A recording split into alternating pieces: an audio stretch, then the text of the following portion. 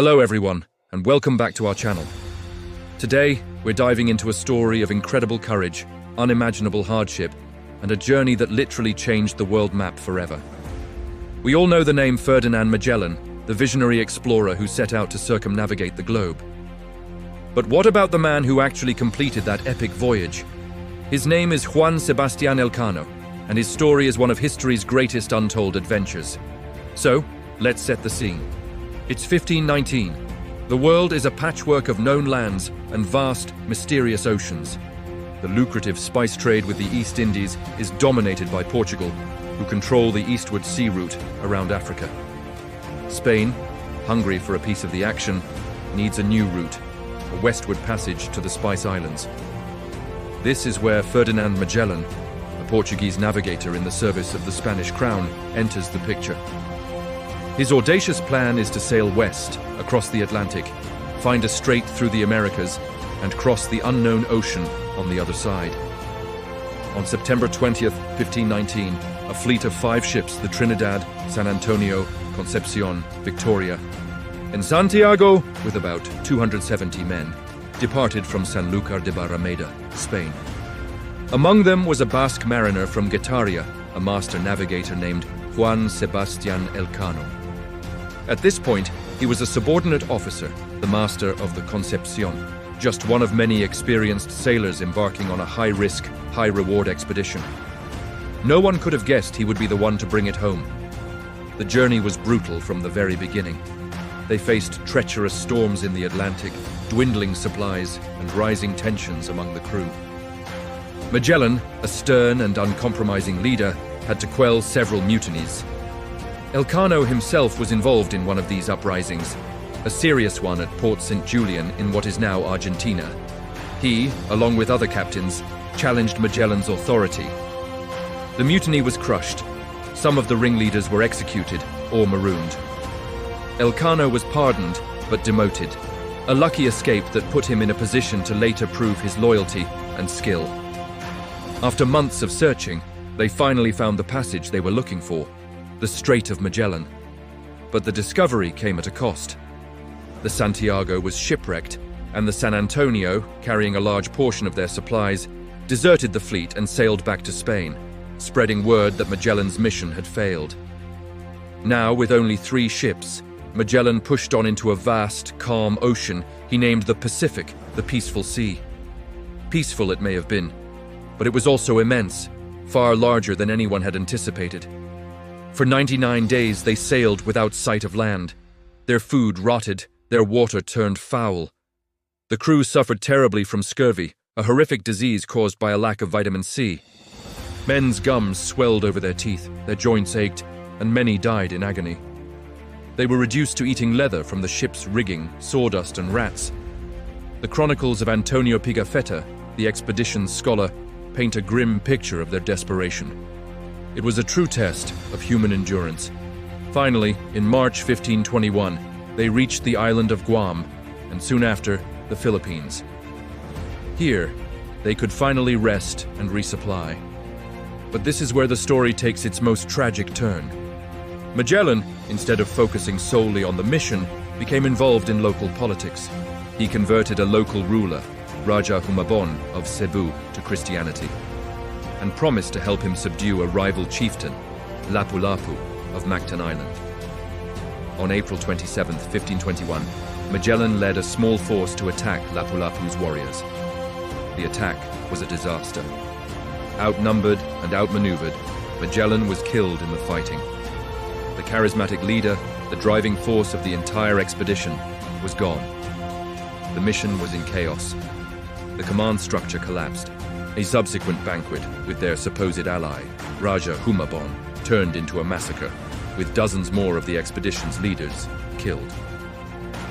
The survivors were in a desperate situation.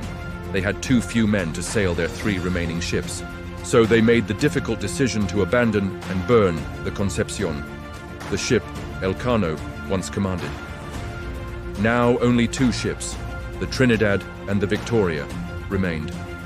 A new command was elected, and through a series of events and shifting allegiances, Juan Sebastián Elcano's exceptional skills as a navigator became indispensable.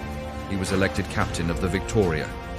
The two ships eventually reached their goal, the Spice Islands, or the Moluccas, in modern-day Indonesia.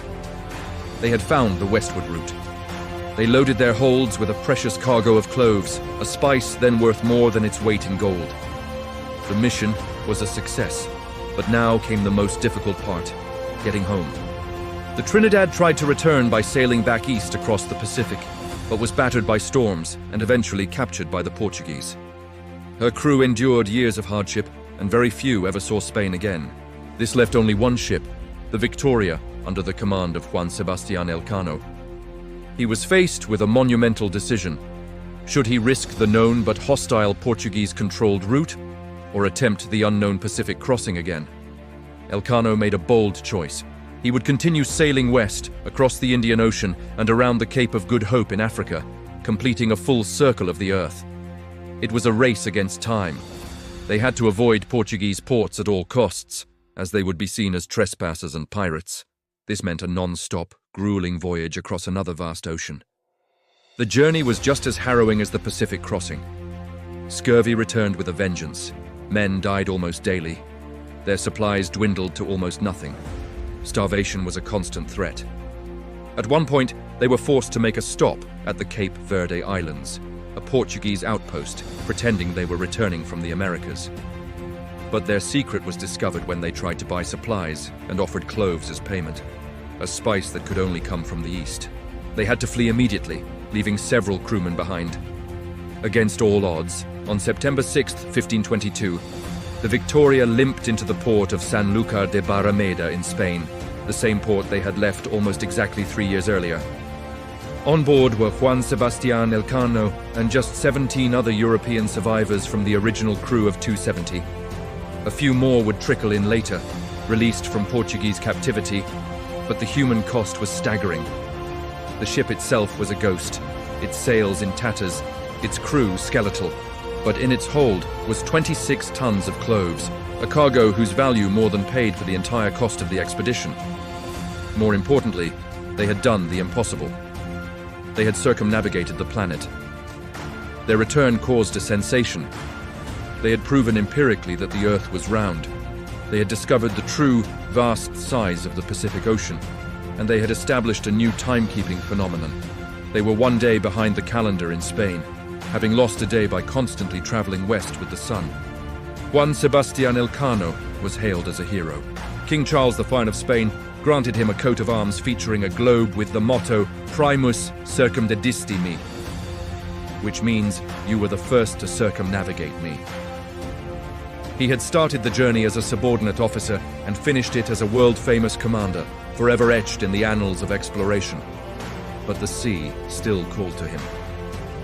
A few years later, Elcano embarked on a second expedition to the Spice Islands, this time as second in command of a new fleet. Tragically, history repeated its cruelest trick.